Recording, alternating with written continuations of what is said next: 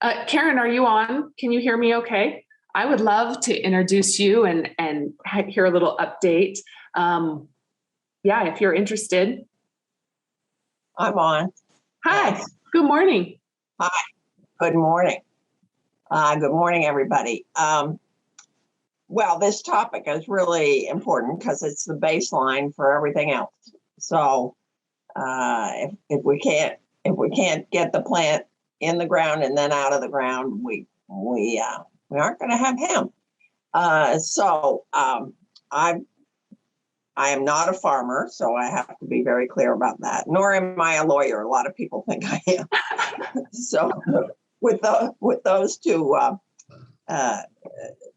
clarity statements. But I have worked with farmers for a long time, and I think that we need to find some ways to provide them with good advice about seed, which is developing, but there are different regional areas and different product lines will use different seeds. And I think it's hard for people that want to go into hemp to identify those varieties and where they should plant what. So that's one area. And I know you just had a program about sort of steps after harvest, and that's certainly an important one. There's an emerging distressing issue, which we thought we had kind of settled.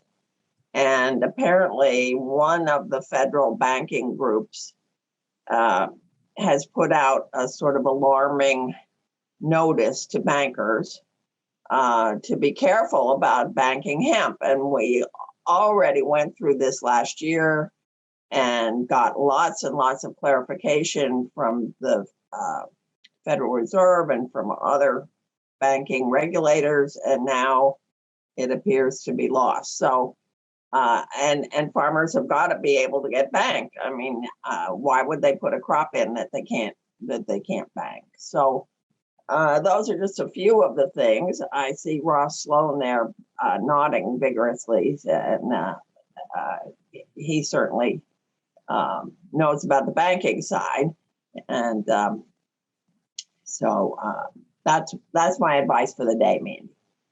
Okay. Is there anything, I guess, opportunities that maybe that you see for the association, or how to roll out continued education or meeting those farmers where they're at?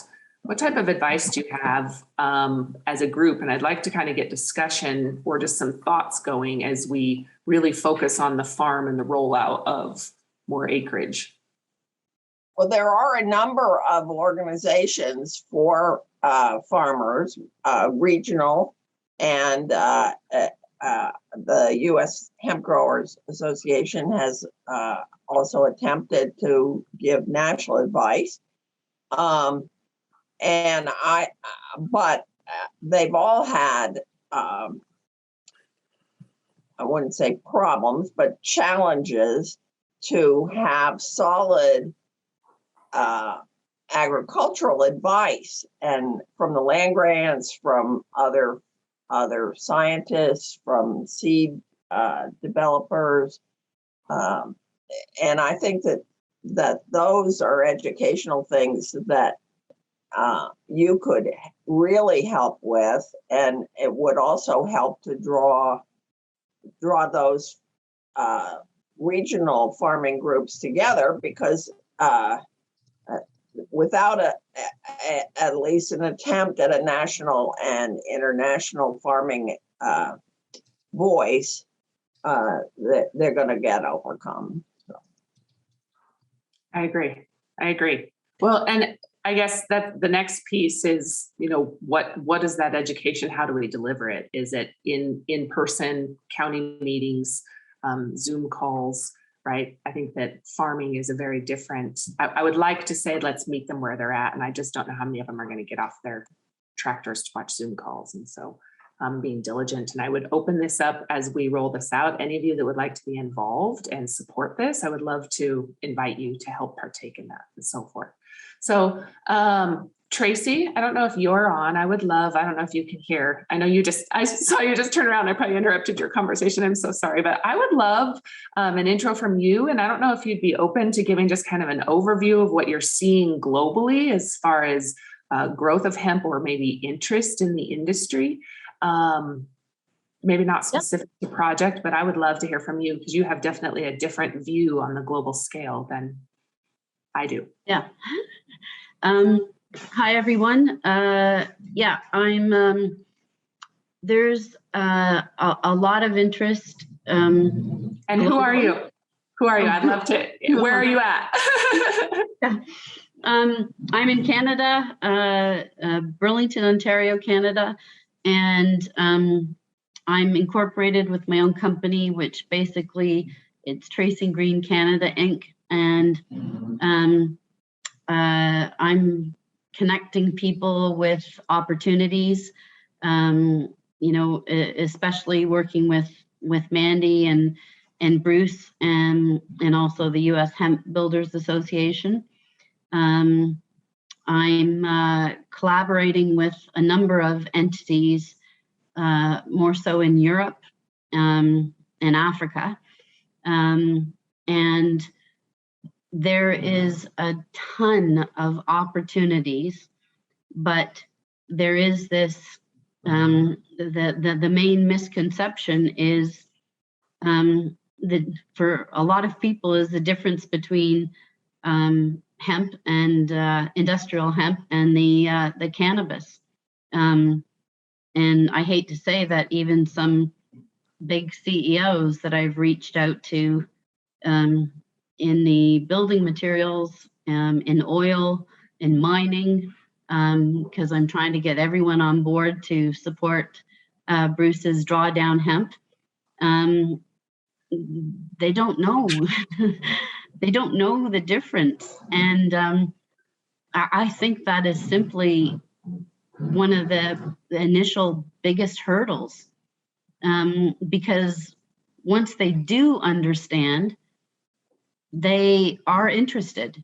And, if we could have a budget of a few million just to go on TV, to take over with a simple message about the difference.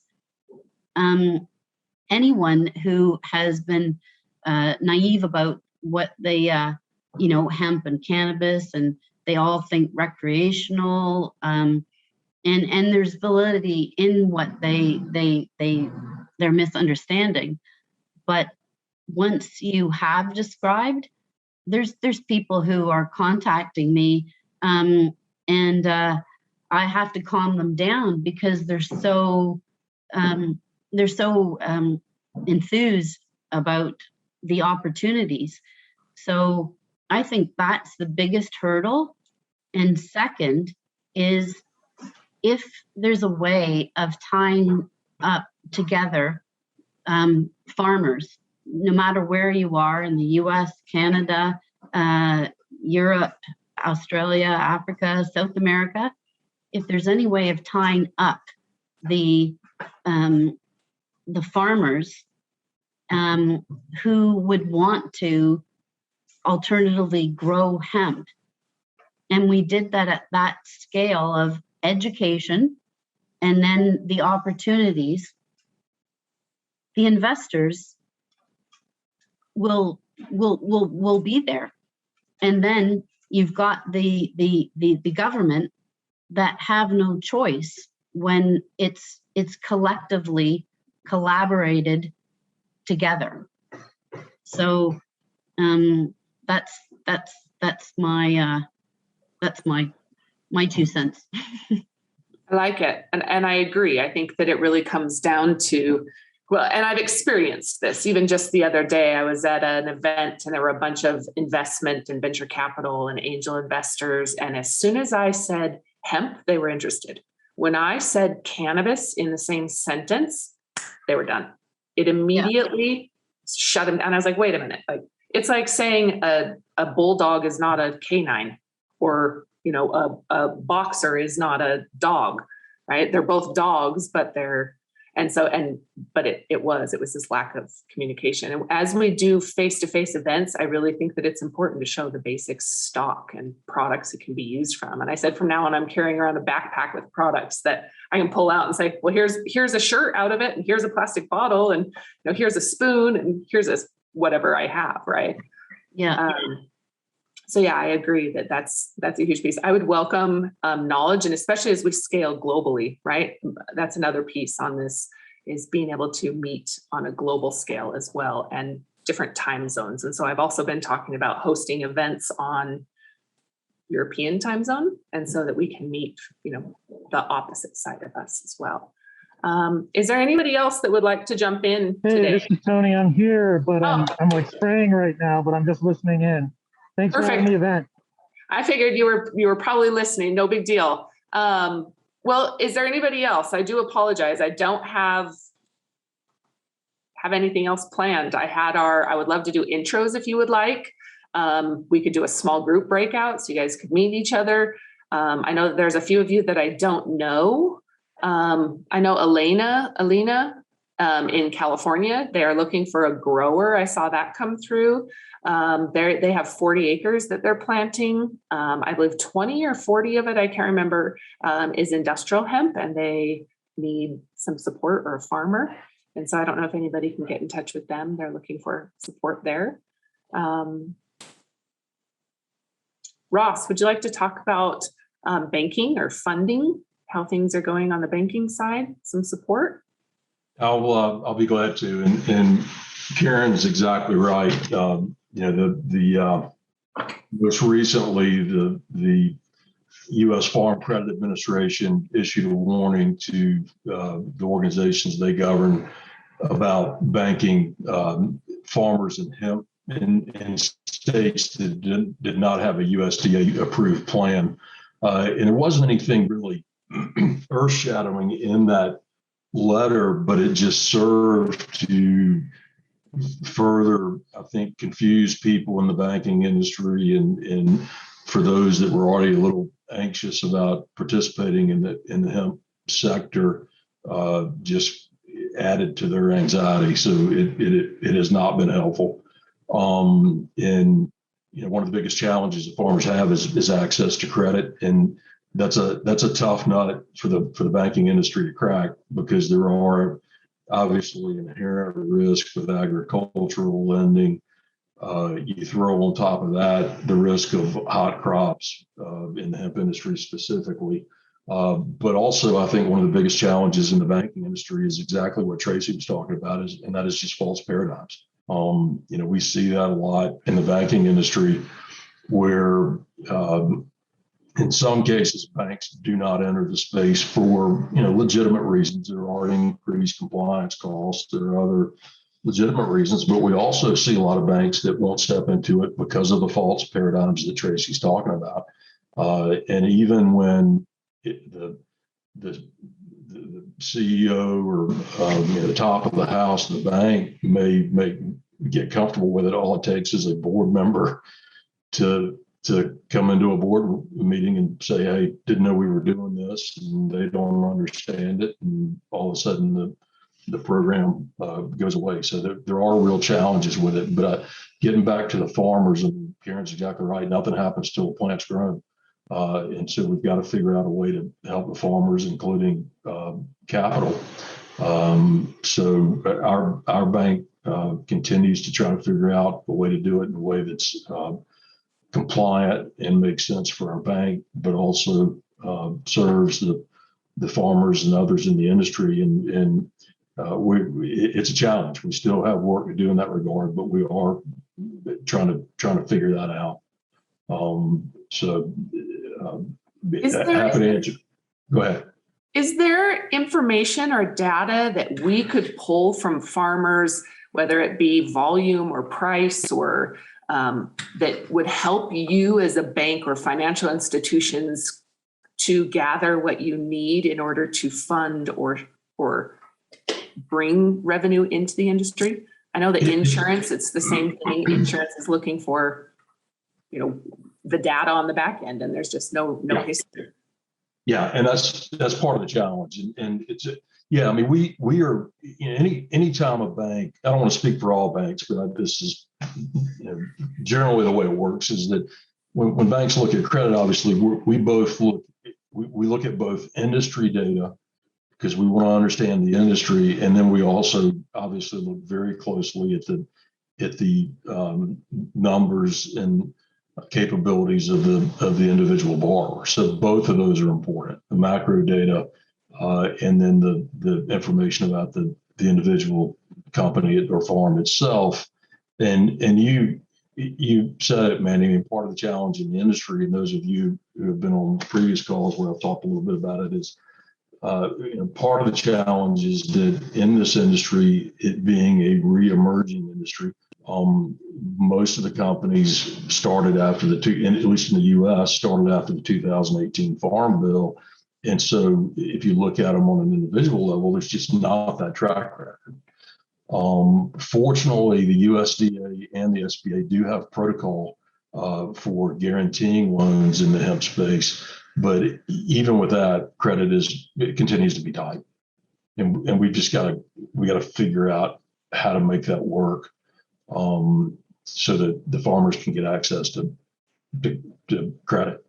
And beyond the credit piece, I don't know if you know Eric Henry here in North Carolina, but Eric talks a lot about the fact that we've got to give some assurances to farmers because they're taking all the risk on the front end. They're taking the traditional risk of agriculture. And then the market risk that a lot of them got severely hurt by in the last couple of years. So there's a lot for us to figure out collectively. And that's not news to anybody, but those are definitely conversations that have come up a lot, especially as insurance groups are coming out, is how do we mitigate this risk and how do we transfer risk so that they're not absorbing it all? And whether it be group or I can't even speak to insurance, believe it or not. I once had my insurance license and I still don't understand it. So I just passed the test.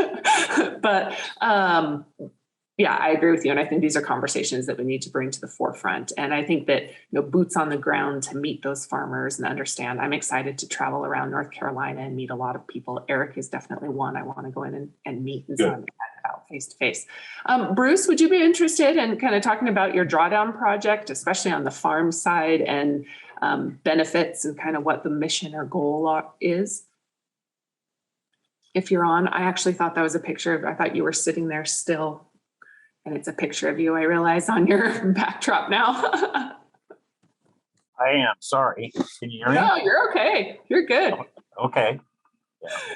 Yeah. My name's Bruce Dietzen, and I'm the guy who created the modern day hemp car, and more recently started this operation called Drawdown Hemp to quantify hopefully the top 20, maybe 30 ways hemp can sequester or avoid CO2 going into the atmosphere, and have been working with a really wonderful team, about 30 people. Several of them are on this meeting right now, including Mandi and Tracy and Tony and let's see here, look around, see everybody, but anyway, so what we're doing is we're quantifying the various different ways and looking for the biggest ones and putting them together on a common spreadsheet, analyzing all of this stuff. It takes a lot of time. We're primarily advocates and entrepreneurs now, but we'll be adding on more scientists as we go. So it makes a really neat mix of folks, a lot of good ideas, a lot of people doing a lot of research. We're pulling the information together. If you're interested in being involved in this, it's not a paying job, but it is fun. And our major objective here is to really compete from a I guess a mindset perspective, there's a lot of solutions that are being touted right now and being supported, solutions to help address the climate crisis, being touted and supported right now by the oil and gas industry, right? I won't rattle off who they are or what have you, but those guys have a lot more money than the hemp industry does right now. And so what's going to happen is you're going to see all these solutions being brought forth and getting funded by governments around the world that are being proposed by the oil and gas, industry, which is great. You create the problem and you come in with a solution. It's a classic thing that has happened through, with humanity throughout history. But I personally think that everybody that hemp is one of the top ways to address the climate change. And so in order to get the visibility, we need to quantify just how much hemp biochar can sequester CO2, how much hempcrete can sequester CO2, how much hemp-based fuels can avoid CO2. Add all of those things up together and see if we in fact can draw down several gigatons of CO2 per year on an ongoing basis. So that's our objective. That's what we're pursuing. How do people get in touch if they're interested in supporting or they have data? Some of the data is very data driven right now, from my understanding. Bruce, if I speak wrong, let me know. But looking for, like you said, quantifying what are the numbers? How do we put the research behind it? So we're collecting, or the group is collecting this on each of these projects, and it's then open source. Is that right? It will be available. Yes, absolutely. Okay. Yeah. So if you aren't, and I see Daryl's on here too, he's another team member. If you are interested in playing a role with this, simply go to drawdownhemp.org, and at the bottom there's a contact page. That comes to me. Awesome. It used to be you needed to register on XPRIZE, but XPRIZE never anticipated there would be this many people interested in using hemp or any other solution. It maxes out at 12 people. So just go to our website, drawdownhemp.org, and take it from there. Bottom line, we can talk and find out which one of the teams are you interested in. So mostly it's quantification. What will hempcrete? What can hempcrete do to help the cause along? What can hemp plastics do? What can hemp textiles do? Whatever it might be. So that's the program. Awesome. Doug is calling me right now, but I would love to, so I'll text him back. But I don't know if Sarah, you can hear me. I would love to hear from you and an update of what you guys are working on, especially on the farm side in Kansas. Are you there? And Tim, hello, I see you're on as well. I am. I'm happy to talk. Awesome. Can you hear me? Yes, okay. Perfect. Thank you. Awesome. Yeah, we're just kind of giving an update. I know you came on just a little bit late, but an update, farm focused. Yeah, how are you doing? How are things going? So forth. Things are going pretty good. We had a hemp field tour yesterday in Manhattan at James Garman's field, and it's small. I think he said right about 3 acres. And he grew the Abound variety of from New West Genetics. These are experienced farmers with a lot of acres in other crops. But, I think what it was exciting for him and like me and probably everybody else in Kansas, focused on CBD for a couple of years and quickly turning around to fiber and grain. But he didn't have to buy any new equipment, from what he already has from his regular crops. We're trying to not have to make any investments in new equipment. And so far that's worked out. We're to the seed drying part where, that might require something new because several farmers in the group do not have access to seed drying. And even though they have a lot of equipment, that's just not in their arsenal. So we're still working on that solution. Definitely weed pressure caused some problems for a particular one. one farmer's not having, I don't think they're going to be able to outpace it, and it's just not going to work out. So that's about 38 acres of failure, which is not good. That hurt for sure. But that we're trying to learn. We're trialing 6 different kinds this year across the state, in northern Kansas, up in Manhattan, where we were yesterday, then around Wichita, Augusta, and then in the southern part of the state closer to Oklahoma. So 6 different varieties across those different geographies, and hoping to harvest soon.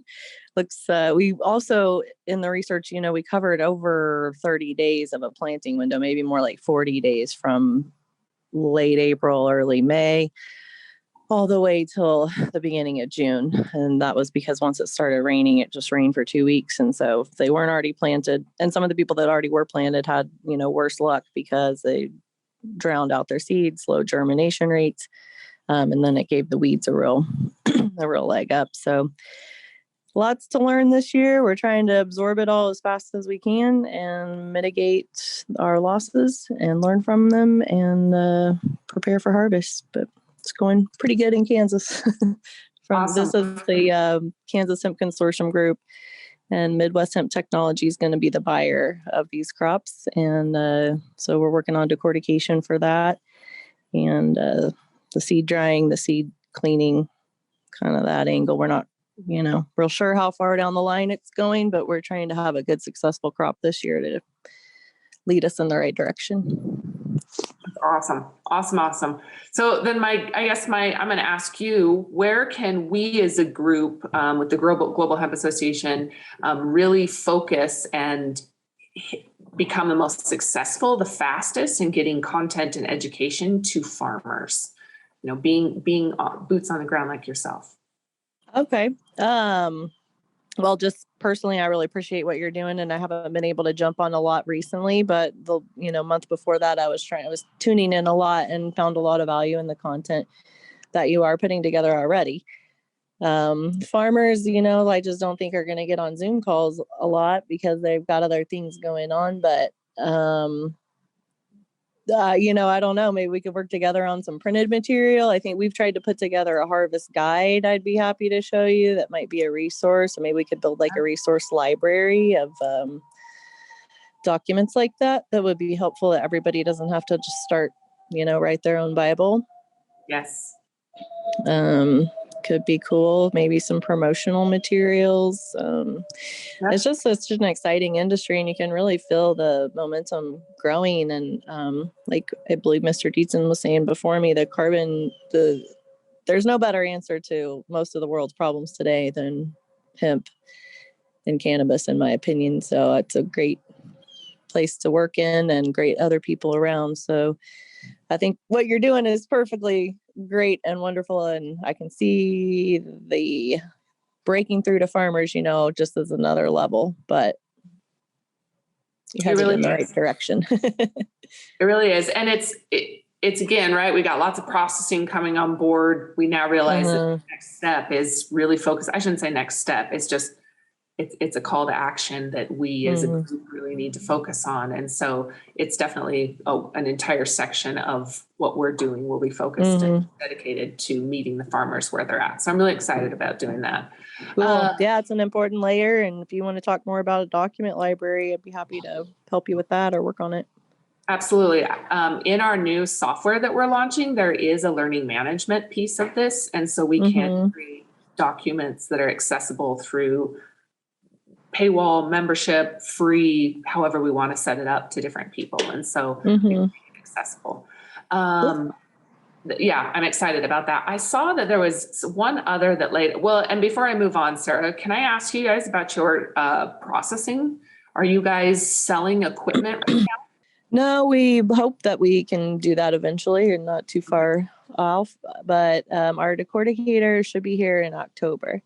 So obviously we would prefer September, but we're putting together the pieces. I don't know. I'll probably keep the provider right now, I guess, to myself. I don't know I'll talk to the Yeah. partner, see if that really matters. But we will be talking a lot more about it as soon as it arrives. And, people are welcome to come take a look at it, see if it fits their needs. In our opinion, we're just kind of going like the small hub model that we can keep the machines close to the farmers, and kind of how we're spread out with the fields throughout the state. We feel like we can, the processing can match in about middle, northern, and southern parts of the state to be close to the farmers and not have to drive, bales more than maybe 50 or 100 miles, and maybe then centralize after it's broken down into raw materials.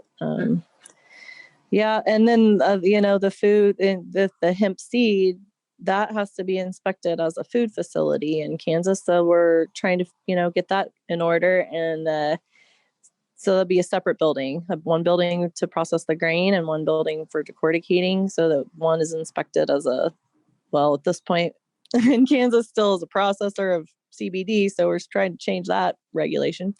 But on the other side is food. So 2 different buildings for 2 different purposes and different levels of inspection. That's kind of all in the works. Awesome. Well, that's a good point to bring up when we talk about legislation or needs is, what it's processed under. And Karen and I had kind of spoken about that previously as, marijuana or recreational and medical are legalized. Where does hemp fall into that licensing piece? And Kansas, of course, is one of, I think, 3 holdouts with no access to legal cannabis. So we, as hemp growers, are really getting that whole level of scrutiny that maybe would be shifted to the THC market if it developed, but is not happening and really not in sight in Kansas. Maybe at least 2 years out. It's terrible. Interesting. Okay. I did see that there was one other group that had the fire marshals or the state come out and inspect, and we're at least able to get discussions started about, falling under a different manufacturing. Yeah. Yeah. It's a live discussion. And a lot of our focus yesterday, the Kansas Department of Agriculture was at the field tour. And that was pretty much from the crowd, the resounding, thing that they felt like, you can see what this is. This is an outdoor traditional row crop. The manufacturing of it has nothing to do with CO2 or ethanol extraction or combustible anything. It's just unrelated. So I think they will get it sorted out, but are you going to spend $100,000 in compliance before that or not? Right. Well, and I think that's a lot of the holdup in money coming in also, right? Mm-hmm. Education. And I hear all the time, especially in the venture capital space, say, well, we don't want to come in and pave the way so the guy behind us can make all the money.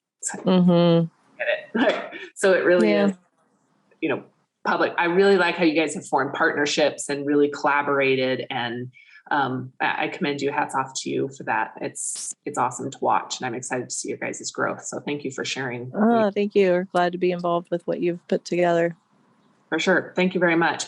Gator, I saw you're on. I don't know if you can hear me. I would love an intro. Oh, not today. You're not available today. I just read your message right as you came in. No worries. And Jeff's subtitles, I got you. I'll turn those back on. Sorry about that. Okay, so with that being said, is there anybody else farming wise that would like to jump in and kind of give us an update about what they're working on, what they're seeing as far as growth, both in the US as well as globally? We heard a little bit about Africa and Canada. Well, anything else? Les, I know that you're a member. I'd love to introduce you if you'd like to highlight. Les is a member that's working in the space, not necessarily in the hemp space, but with hemp business owners. Right? Sure. Basically, I'm representing a technology. I have been talking as far as businesses for their employees, but one of the things I've been told is the ones that really need this are the owners, the essential managers, the design teams. This technology has been proven to increase energy, stamina, clarity of mind. What it does is it's a nutraceutical, a patented pill from the blue zones, which basically restores the capillary system in a person's body. And tremendous, we have people that are coming off a high blood pressure medication. Their doctors are pulling them off after 2 or 3 months. And so for the ones that really are under a lot of stress, need a lot of design ability and so forth. I've got my information in the chat. Love to talk to you because that's the ones that are under pressure and a lot of responsibility are the ones that will really benefit from this. Well, and it just goes to show, right? It takes the entire piece. It's not just farmers or just processors, but taking care of ourselves and our relationships and management also. So thank you, Les, and thanks for being involved. I'm sure you've learned a lot being in this space. You're on a lot of calls, and I see you in a lot, so it's impressive. Great person to know. Daryl, I don't know if you just made a really great comment about releasing facility and inspection guidelines. I don't know if you'd be willing to speak to that a little bit. And then also maybe what you're working on down in Texas. I keep trying to call on you. I know that you probably can't message. Maybe you're not able to get off of mute. This is when I need to it's like throwing darts at the dartboard, you guys. When you guys don't have your pictures on it, I don't know if you're available or not, but I see you're texting. So he made a really good comment here that the NFPA is just now releasing facility construction and inspection guidelines for the USA. And so that's a great point. I'd love to talk more about that. And again, that's part of that resource library, Sarah, we were talking about, is having those types of things, different insurance policies that are available. I know we just got done saying that, lots of people are looking for insurance and banking, and then there is banking also available. This is, if somebody else would like to speak or talk for a second, this is Douglas again. I'm going to see if I can't get him logged in to share just a little bit about what he's working on. Yeah, I can hear. Oh, Eric, hi. Go ahead. Hey, how are you? Sorry. Just wanted to add some great news, I guess, just a 5-minute tidbit while you answer that, Douglas. Some residential cannabis growers from Michigan. Oh, you're cutting out. You're cutting out real bad. So I heard a couple words. Okay. Eric, maybe try it. Let's try it again. Overnight. Hello? You're cutting out real bad. We only heard overnight. Okay. Can you hear me again? Let's try again. Yep. Go ahead. Gotcha. So just letting you know, we got some interesting results now for from some growers out between Washington and Michigan State, where we're seeing actually exponential growth by the inches to almost a foot growth in some of our cannabis plants, medical marijuana testing, outdoor growing tests. So just thought that was really exponentially interesting. I'm just working on the pictures and the data back, but it kind of goes back to what you were saying about farmers not being able to always be on their computer devices, because getting that data has been really hard. But we have at least pictures and measuring tapes showing inches off the ground, like almost 4-foot growth in multiple weeks. So that was a really good news for me, especially for the outdoor cannabis growing space, particularly the medical groups. So I just thought I'd throw that out there. So Eric, go ahead, Karen. Could we understand? Do you mean that you'd have enough long growth and then MJ on the top that you could use the stems for fiber? What's the significance of the height? Thank you for asking. So essentially, they were just residential growers growing their medical cannabis under their state licenses. But I asked them to measure the length and production of flowers and everything else. And this particular case was that we did see one of the growers using a foliar feed, microbes, everything in one special mix, resulted in a measurement of about 12 inches in growth overnight, accordingly to him, like almost 24 hours. And this was not a specific hemp strain. It was more of an actual legitimate marijuana strain. But the other aspect is across the state, we had another gentleman that had received 4 inches in growth of a particular strain. So they were just growing more for their own recreational purposes, and I was just collecting data. But we find that the two elements that are most beneficial to the industry is length and height growth, as well as the production in the flowers and the actual seeds or the buds, as they called it in that one. Thank you. Tim Childs, and thanks, Eric. Tim, are you available by chance? You've been on for a little while before, and have been out working on the farm for a while now. I'd love to have you intro yourself if you are available. Yeah, I can join the call and appreciate what you're doing, Mandi. As always, I really enjoy the opportunity to hear updates in the industry and bring some questions and thoughts to the table. Excellent. I am working on my crop in Ohio. It's small crop, second year. I was working in Michigan on a THC farm there, large operation for a month, and had some eye-opening experiences while I was there. Enjoy the chance to see the industry develop, and seems like we're at a tipping point in some ways. I did send you a message wondering about effectively starting to track the politicians that are in our corner, if you will, and potentially a list that seems to be in the corner of the opposition, if you will. I've begun sending some messages, emails to my representative, and I believe the weight of the industry can get us there faster. So just like to know if anybody's advocating for that, or if there's a way I can help. I'd love to be more forceful in that regard. As far as lobbying, Karen, this is something we've brought up also again, and kind of what that would look like. No, we have not started actively doing that, but that there are a number of groups that are. And so I've been in a lot of discussions with them, and how we support them. And so I would be curious about, Tim, what are some of those specific needs? And is it something we would want to do or take on? Or is it something somebody else is going after that we can collaborate on? There are, Karen, by the way, thank you very much for the referral. I had a great conversation with somebody that said, you've been in my inbox for a long time. And then I saw Karen and it reminded me I needed to call you.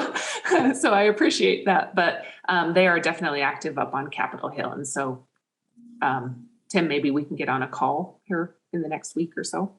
Yeah, I'd love to. And I'd also like to maybe take it on a broader level and just consider that the agriculture industry at large in the Midwest, anyhow, land grant universities are integral to that industry. And I've been on some cover crop.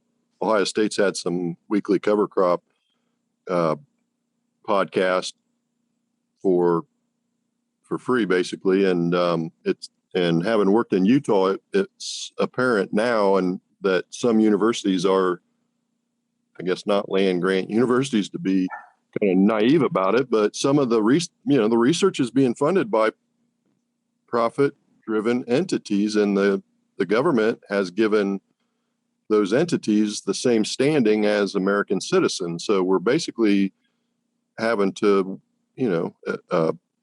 work to get along ourselves. But the momentum that we have is significant, and I think that if we're not careful, we're going to be working for the opposition and not working for ourselves. I just think there's a lot of opportunity to take the education further, faster. I made a point on the cover crop call about hemp, and one of the extension specialists basically asked the question if it was legal in Ohio. That was this year for hemp. So I think the education's key, but I also think the right type of pressure to the politicians so they know that this is a real thing is going to make a big difference. And it's going to make a difference in how easy it is to start your own business and support your own family, or basically be an employee and be subject to all of the stuff that profit-driven companies do to folks. I really think there's a big opportunity for us to change the global environment and, just make a real difference. I'm excited about it, but we can't do anything. The strength of the group is way exponentially larger than what I could ever do individually. So yeah, I'd love to get on a call with you, Mandi. Let me know what the next week or two looks like. Absolutely. Yes. Thank you. Tarrant, I noticed that you're on. I don't know if I said your name right. I know yes, that is correct. Processing. I would love an intro for you. You're fairly new to the group. I've seen you previously, but I would love an intro and maybe update from what you're doing. And then we're at about an hour, and so we'll wrap it up after that. Sure. But yeah, please. I would love to hear from you. That'd be great. So, yeah, I'll keep it brief. Hi, everyone. I'm Tarit Chatterjee from Natural Textile Solutions. So my company is Natural Textile Solutions, and we work with natural bast fibers, mostly hemp, flax, jute, and canaf, but we are pushing really for the hemp and flax. So currently our hemp factories are in Belgium and in France, and we have the flax factory in Egypt, and the jute and canaf is coming from India. What we do is we decorticate natural fibers, then and I'm sorry to everybody if some folks get offended by this term, but we cottonize the hemp and then we bleach it, or we can say we decom the hemp and then we bleach it and make it suitable for various applications. So we have customers in textile space, which is apparel mostly. Then we have customers in the non-woven space, as well as some in composites. So we're doing a whole bunch of work with hemp. Our biggest challenge right now is with everything going on around the world, with the pandemic and everything, logistics has become a big issue. And we are really trying to build the market in the US.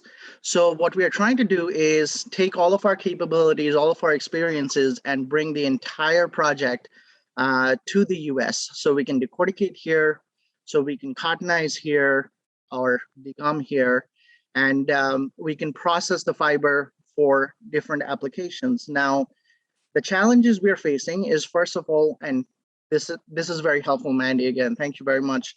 But one of the biggest challenges we're facing is farmers' education and understanding exactly what variety of hemp to use for industrial fiber for textiles, then industrial fiber for non-wovens, and what produces the best fiber. So we need to make sure that we have enough fiber yield from the plants that are actually growing so that we can use it in various applications. Now, that's a big challenge. Also, the other challenge is being able to get the proper funding for the project that we're trying to put in place, because we have already secured, we're actually working with a couple of universities. We're working with Penn State and Jefferson University, and we have secured about 10,000 acres of land, but we need to be able to grow on that land.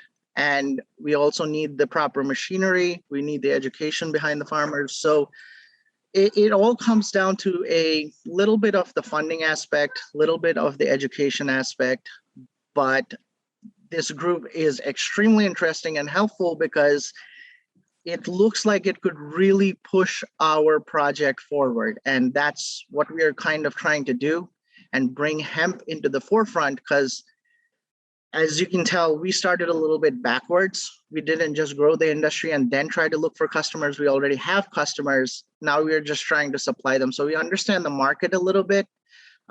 What we are trying to do is do that in the US and be able to put that tag on there that it's from the US, or at least from North America, and maybe give the European market a stiff competition. We would definitely love to do that. So that's kind of where we are. And again, thank you very much for the opportunity. And I'll keep joining these calls. This is excellent. Awesome. I love it. You were speaking my language when you talked about giving everybody else a run for their money or a little bit of competition. Being able to support our local communities and within our own borders is valuable, obviously, with this supply chain and the transportation and logistics. Absolutely. So, excited. Well, awesome. I really appreciate you joining. Thanks for summing that up and wrapping up opportunity that's available for our farmers. And this just, stresses the importance of us being able to take care of and get the education out there so we get the good fiber. Are you harvesting young, or are you do you mind me asking? Not at all. So it kind of depends on the variety that we're going for. There is the ones that we are growing in Europe right now. It's and I'll just say it to the group. It's a Fibronova and a Finola variety, both of those varieties, and those usually for the textile applications we do it young because the fiber micron is a little bit lower compared to the nonwoven industry who require shies and thicker fiber, which is not a problem. For that, we are trying to work with the Eleta Campana variety, which is we harvested later. once they're pretty tall, because once it runs in the decorticator, the chive content is a little bit higher, but it's suitable, and we get more of a fiber yield on that. So I guess that's a roundabout way to answer your question. Sorry. No, that's exactly what I was wondering. Yes, it's just wondering about harvest time and realistically, and again, that's that education to farmers so that they understand that, a large cannabis stock is not a textile grade fiber stock. Yes. Again, that education and clarifying. Well, I would love your input. I would love to be, have you involved, especially as the textile space is growing in the United States and such a focus. So I would love to have you involved in the education back to the farmers as well. So I'm going to open this up. This is a reoccurring meeting that we're going to be hosting. For those of you that I haven't spoken to lately, I would love to get you on my calendar. Fern, if you're still on, will you share my calendar link? Oh, I see. She's still on. Awesome. One of my amazing helpers or assistants is on right now. And so I'm really excited to have her involved. And I don't know if you want to show your face or introduce yourself, you're welcome to, so people see you. But with that being said, I would love to invite you guys to get onto my calendar. Let's talk. I'd love to help move these connections along. I'd love to have you join as a member. We are launching our software platform, which is a member management, event management, and learning management software in one. It's very robust. It allows people to brand different channels, post content, chat, create groups, post projects, needs, classifieds. I don't know if it's necessarily classifieds. I haven't completely updated or finished building it out. So I'm not sure how I'm going to label that yet. But you get an idea that it really allows you guys to drive community connection and relationships and business. And so I'm excited about that. We're going to start uploading members onto that in the first week of September, and our beta members will go the middle of this next week. And so here pretty soon, we'll be active and live. And then within the next couple months, there will be a mobile app available as well. So make it easy, because I know how I do everything on my phone.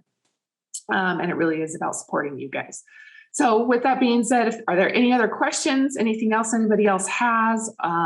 Also, if there are topics that you guys are interested in learning about, subjects, different guests that you would like to have up on stage, or if you guys are specifically targeting different audiences or groups, or say the plastics or buyers or textiles, let me know, and I can definitely help plug you into groups. And then my team will strategically invite prospects to help drive business as well. So stay in touch with me. It's definitely something that we're doing on a regular basis for each of these. So anything else? No. Okay. Well, thank you guys. Enjoy the rest of your week. I'll see you next week. I don't have any of these until next week. And so I'm excited. Time to follow up. Okay. See you guys later. Thank you, Mandi. Thank you. Bye, everyone. Thank you. Thank you. Thanks, Mandi. Thank you, Tracy.